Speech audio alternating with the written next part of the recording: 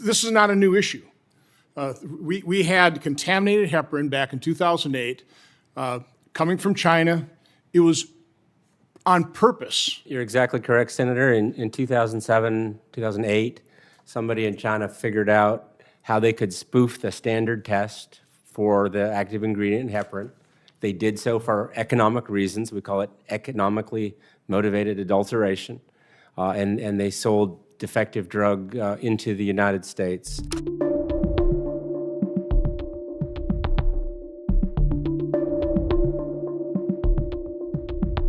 Thank you, Mr. Chairman. Again, I just want to applaud you for holding these hearings. I think they're probably, if not the most important, some of the most important hearings we're holding in this Congress. I want to thank the witnesses for solid testimony and solid recommendations.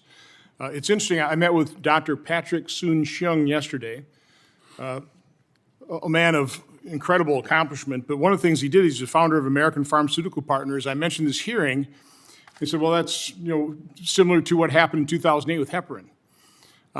This is not a new issue. We had contaminated heparin back in 2008 coming from China. It was on purpose. It was contaminated with a cheaper ingredient that could not be detected by normal measurements. And I see one of our witnesses shaking their head, but I'll ask you about it, but I'd like to enter into the record. I've got a white paper, I think, written by APP, one by the American Health and Drug Benefits, and then one from the Science Direct, European Journal of Pharmaceutical Sciences, which talk about this. But Mr. Kuko, you were shaking your head. Describe this. Again, this is nothing new. This happened in 2008, and here we are in 2025. We're describing the same problem which we have not addressed. No, you're exactly correct, Senator. In 2007, 2008, somebody in China figured out how they could spoof the standard test for the active ingredient in heparin. They did so for economic reasons. We call it economically motivated adulteration. And they sold defective drug into the United States. That led to a kind of realization about how dependent we are on those foreign supply chains. FDA was given new authorities. The inspectional framework was rejiggered. But structurally, we solved the problem, right? We fixed it. Structurally, we are still headed in the wrong direction. We actually have heparin with U.S. API. Most of the heparin comes originally from the intestinal mucosa of pigs. China has a big pork herd, and most of the world's heparin comes from China. We have heparin API from the U.S., but it's more expensive than the Chinese heparin. So, if we're going to fix the problem, we have to sort of be willing to source from the U.S. So let's talk, because I want to go back to the precursor chemicals, a new term I have, the key starting materials. Is that the same thing?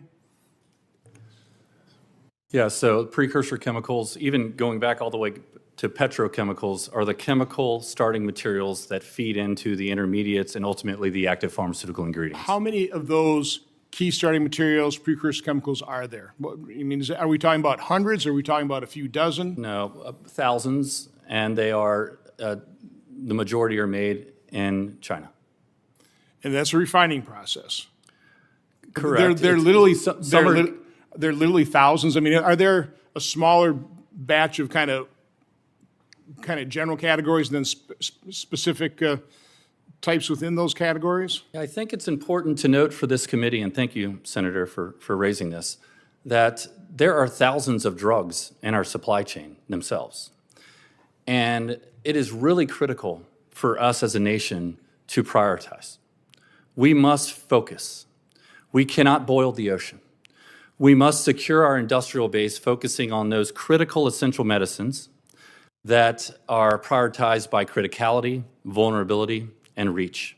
And so I would say there is a smaller subset that we can identify linked to a smaller group of active ingredients that are necessary to sustain the health of our population, because there are some medicines that have no therapeutic alternative and others where we're not as concerned about the supply chain failing because alternatives are readily available. But, so one of the key precursor chemicals is oil itself, correct?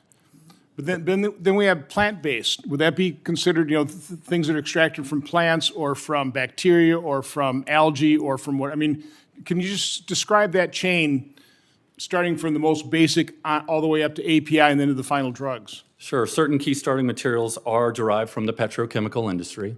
Some, ironically, are derived from the rare earth mineral industry. There's a connection there.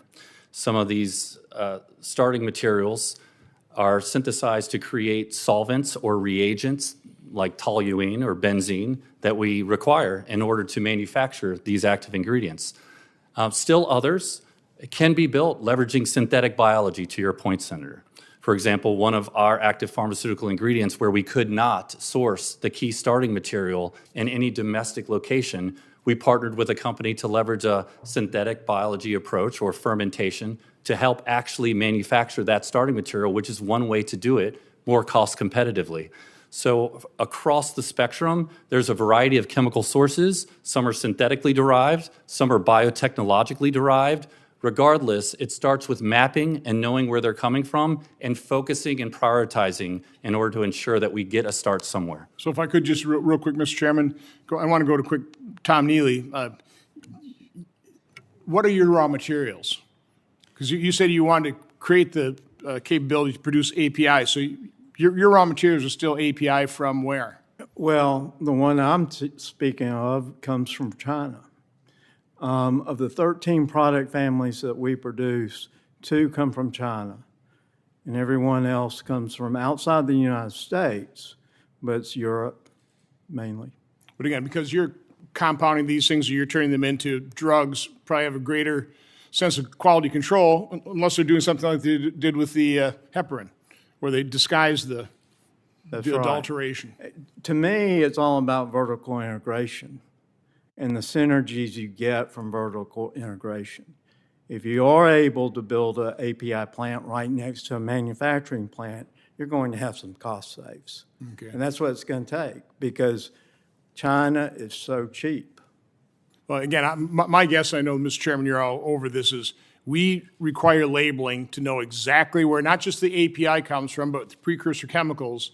I think that will radically change because people will demand complete U.S. supply chain for their drugs. They'll demand it, and they'll pay a higher price. And by the way, drugs are not, particularly generic drugs, are not that high a spend in terms of our overall medical bill, price tag. So, Senator Johnson, you're hitting the nail on the head because if I'm buying an API from Europe, for example, but they're getting their precursor from China, defeats the purpose. right. Well, thank you, witnesses. Thank you, Mr. Chairman. Ranking Member Gillibrand. Thank you, Mr. Chairman. In this series of hearings, we've heard about a variety of incentives to help support domestic manufacturing, such as targeted grants, low-interest loans, tax incentives.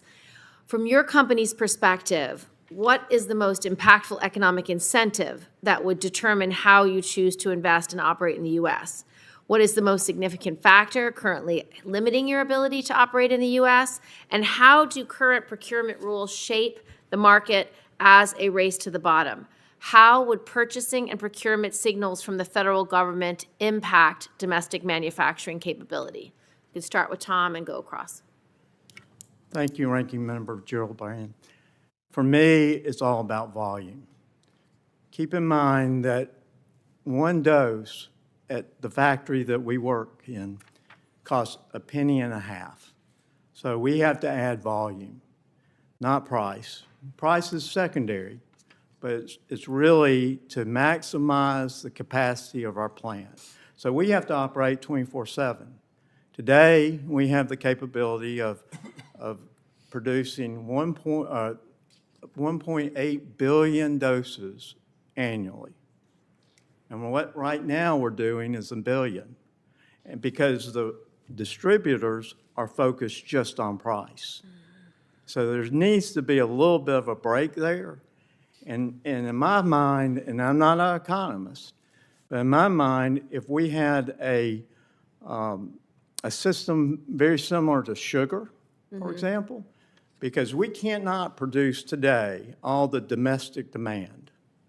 But if we had a carve-out, a marketplace where you had priority, and if we are producing in the United States and we fulfill our total demand, that would help us tremendously.